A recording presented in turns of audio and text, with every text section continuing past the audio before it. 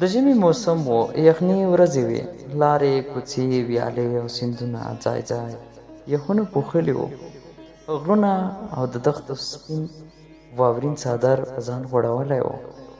د شپې اسمان کې بلا ډېر ځلانده ستوري ځلېدل، خو د سهار لخوا وریځو یو بل ته د اسمان په شنه لمن کې غېږه ورکوله. ورو ورو اسمان هم په اورېدلو پیل وکړ.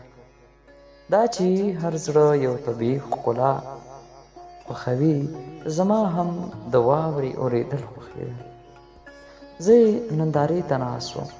د واورې په اورېدو مې په یوه روانه څېره سترګې ولګېدې، خو د څېرې تشخیص مې ونه شو کولی چې څوک دی. شېبې وروسته یې څنګ ته رانږدې شو. یوه سندریز غږ یې راباندې غږ وکړ. ظاهره د طبیعت په دې ښکلي مخ د واورې باران څومره ښکلی ښکاري. ما ورته وویل ښکلا خو د هر زړه لپاره د مینې ښکارندویي کوي، خو زما لپاره داسې بله ښکلا هم شته چې د واورې ښکلا ځان ته د سیالۍ وړ نه بولي. په حیرانتیا یې وویل څه؟ ما ورته وویل هیلې، پرېږده چې هغه څوک دی، دا چې واوره څنګه په ځمکه اوري. شېبه وړاندې مې همداسې په زړه اورېدې چې کیدای شي هیله راشي. هیلې زما د دې خبرې په اورېدو څو شېبې لپاره د واورې په لور ځیر ځیر کتل. وروسته یې معصومې سترګې زما په لور راواړولې. ویې ویل هیلې راشي، دا څه معنا؟ ما ورته وویل دا معنا د مینې معنا لري. آیا ته دومره نه پوهېږې؟ هیلې د پراخ سالو پر مخ پرده کړه او د کور په لورې منډه کړه. زه هم په هنرمندانو قدمونو د خپل کور په لورې روان شوم. ټوله ورځ په اورېدو ختمه شوه. شپه مې په داسې خیالونو تر سهاره ورسوله چې د پرونۍ ورځې هره شېبه مې بیرته په سترګو کې انځور کړه. د سهارنۍ پر وخت لمر هم د غرونو د سرونو څخه راپورته شو او د څو وړانګو له یوې ډالۍ څخه یې هیلې انځور زما سترګو ته انځوراوه. ښه شېبه وروسته بام ته د واورو د جارو کولو په نیت پورته شوم، خو لمر بیا هم د واورې پر سپین مخ د هیلې انځور جوړاوه. د واورو په جارو کولو مې پیل وکړ. په بیړه بیړه مې د خپلې خونې بامونه پاک کړل. څو شېبې مې اخیستو وروسته له کوره بهر ووتم چې په لاره کې جمال کاکا ولید. راته یې وویل ظاهره زما سره به د واورو په جارو کولو کې مرسته ونه کړې؟ د دې خبرې په اورېدو مې زړه کې یوه نړۍ تلوسې پیدا شي. ومې ویل ولې نه، زما ټوله ځواني ستا نه لوګی شه. درځه چې ځو. کله چې د جمال کاکا د کور په درشل ننوتم په هیله مې سترګې ولګېدې. هیلې په نازکو شونډو راته مسکی شو.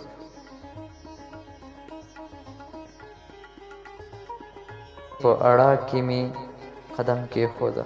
سترګې مې په هیله خښې وې. بام ته پورته شوم. ښه په بیړه بیړه مې بامونه جارو کړل. په همدې وخت کې د دروازې غچ پورته شو. جمال کاکا د کوره بهر ووت. زړه مې له واره درزا پیل. د سترګو په رپ کې مې ځان هیلې ته ور ورسوم او ومې ویل هیلې څه قیسې دي؟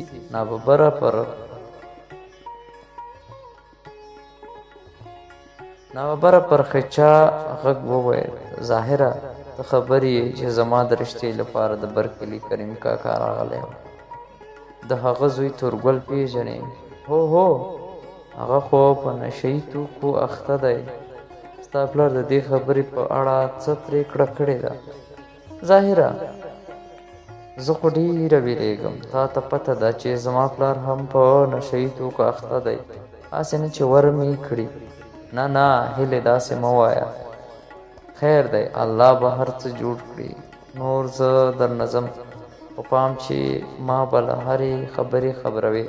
هیلې دا خبره له خپلې مور سره شریکه کړې وه او په ډېره عاجزۍ یې مور ته وویل هېڅ مې په خوله نه جوړېږي چې څنګه یې ووایم خو مورې دا زما د ژوند مسله ده خاته پته ده چې پلار مې د بر کلي د کریم زوی تورګل ته ورکوي مورې زما د هغه رشته منظوره نه ده ځکه هغه یو نشي کوونکی انسان دی هغه د ژوند په کولو څه پوهیږي هغه انسان چې د خپل ځان حقوق او ارزښت نه پیژني زما به څه وپېژني د هیلې خبرې نور یې د اوښکو په شاهکار کې ورکې شوې هیله یې مور په خپل غېږ کې ونیوله او په ځواب کې ورته وویل نه لورې په پښتو کې متل دی چې وایي ړوند یو ځل خپله امسا ورکوي زه هېڅکله ستا پلار ته دا اجازه نه ورکوم چې ستا ژوند هم زما په شان د یو نشه کوونکي سره په کړاوونو او زحمتونو کې تیر شي نه غواړم چې ستا ګریوان هم زما په شان تل په اوښکو لوند وي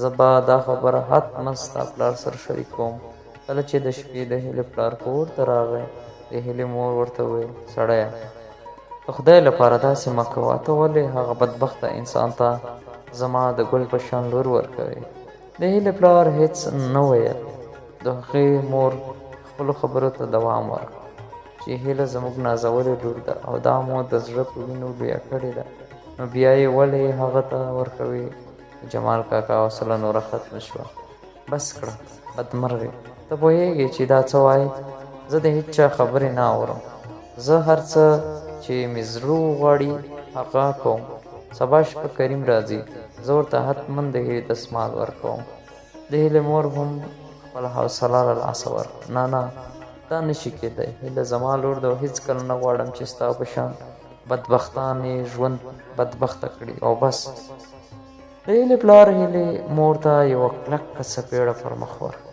او ورته یې ویل ته پوهېږې چې څه وایې بدبخته به ستا پلار وي کله چې سبا شپه شوه کریم دوی د هیلې رشتې راغله دمګړی یې د هیلې دستمال ورکړ هیله چې هر څه یې وویل چا یې خبرو ته غوږ ونه نیو د شپې 11 بجې وې د هیلې مور پلار بیده شوه هیلې د غم په دنیاګۍ کې ډوبه وه دومره یې وژړل چې نور یې د سترګو اوښکې وچې شوې بالاخره د مینې شیطان هیلې د ژوند مسي د نړۍ له ټولو کړاوونو راپرې او د چړې له تېره مخ سره یې ځان وجنګ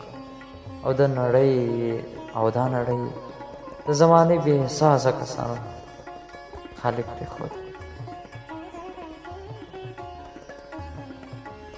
لیکوال عزت الله ایوبي